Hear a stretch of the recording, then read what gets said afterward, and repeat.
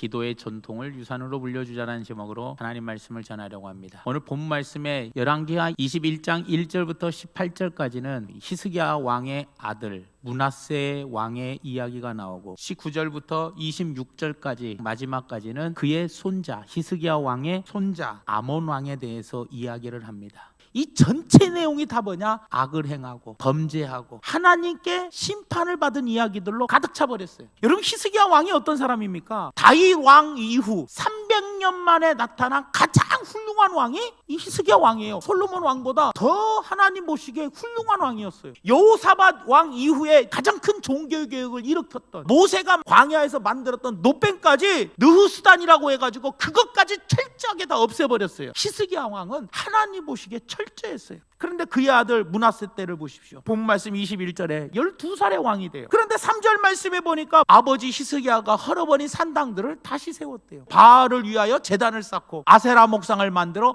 하늘의 1월 성신을 경배했대요. 또 5절 말씀에는 성전 앞마당에다가 하늘의 1월 성신을 위하여 제단을 쌓았대요. 그리고 16절에 가보니까 므낫세가 유다에게 범죄하게 하여 여호와께서 보시기에 악을 행한 것 외에도 죄 없는 자의 피를 심히 많이 흘려 예루살렘이 이 끝에 저 끝까지 가득하게, 한마디로 죄 없는 사람들 무참하게 죽여버렸어요. 본 말씀 이후에 20절, 21절, 22절 아몬이 그의 아버지 므낫세의 행함같이 여호와의 보시기에 악을 행하되 그의 아버지가 행한 모든 길을 따라 행했고 그의 아버지가 섬기던 우상을 그대로 섬겨 그들에게 경배하고 그의 조상들의 하나님 여호와를 버리고 그 길로 행하지 아니했다. 아버지가 했던 걸 손자가 그대로 물려받는 거예요. 17절 말씀에 보면요, 유다왕 역대 제략에 기록되지 못했고 25절에도 보니까 유다왕 역대 제략에 기록되지 못했다. 아버지나 손자나 뭐예요? 아들이나 손자나 둘 다 역대 제략에 기록되지 못하는 불명예를 하나 버렸어요. 얼마나 죄가 컸으면. 왜 아들이 이렇게 못됐고 손자가 왜 이렇게 됐냐? 아버지에게 문제가 있었다는 거예요. 히스기야 왕에게. 히스기야의 잘못을 우리가 한번 살펴보겠습니다. 첫째로 히스기야 왕은 기도하지 않았다라는 거예요. 이사야 선지자의 예언을 들었어요. 네 자식 때 보물 다 빼앗긴다. 너 바벨론에게 이거 자랑했잖냐. 이거 다 빼앗기고 네 자식 중에서 한 명도 끌려간다. 그러면 뭐 해야 돼요? 하나님께 기도해야 돼요. 물러설 일이 없어요. 지금 뭐 난리 났어요. 그럼 하나님께 기도해야 하는데 히스기야는 기도하지 않았어요. 열왕기하 20장 5절 말씀에 보니까 너는 돌아가서 내 백성의 주권자 히스기야에게 이르기를 왕의 조상 다윗의 하나님 여호와의 말씀이 내가 내 기도를 하나님이 들었고 내 눈물을 보았노라. 내가 너를 낫게 하리니 네가 3일 만에 여호와의 성전에 올라가겠다. 그러니까 결국은 히스기야 왕은 뭐냐? 내가 포위당해가지고 죽게 되었을 때 성전에 항복 편지 갖고 가서 하나님